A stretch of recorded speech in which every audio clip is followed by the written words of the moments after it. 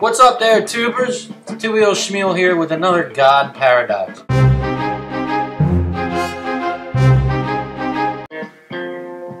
Alright, so the argument goes sort of like this. Creationists say, well, look at the design in this world. Look at how the human eye functions. It had to be designed because it's so wonderfully complex. How could such complexity arise without an ultimate design in mind from the beginning?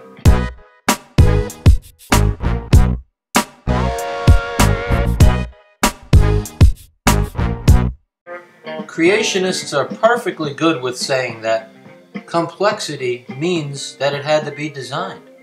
They are very comfortable saying this, that they have no problem saying that since something is complex, therefore it had to be designed.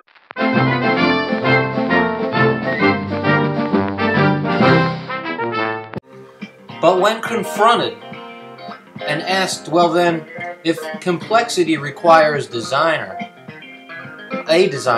then who designed God? And how do you explain God's complexity? Where did he come from?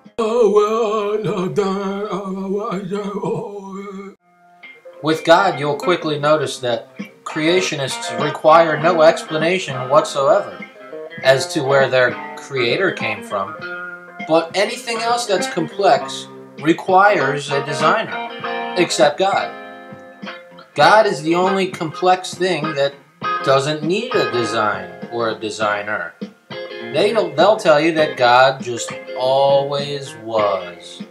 And what could be more complex than God? If complexity demands a designer, then who or what designed God? And where did he come from? And when did he start? Well, they'll tell you, God just always was. Hey, you don't believe in God, huh? Hey, you want some of this? Have some of this here. I say this. If God always was, and he had no beginning, but yet he is all-knowing, and knows all things knowable, then that means he has no idea where he came from. What happened? God cannot explain his own origin, because he never had one.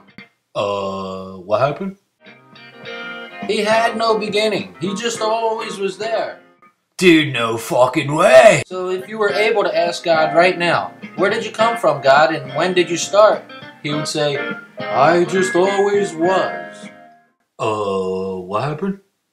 So he has no knowledge, nor can he possibly have any knowledge of his own origin, if he is indeed timeless, if he did not have a beginning.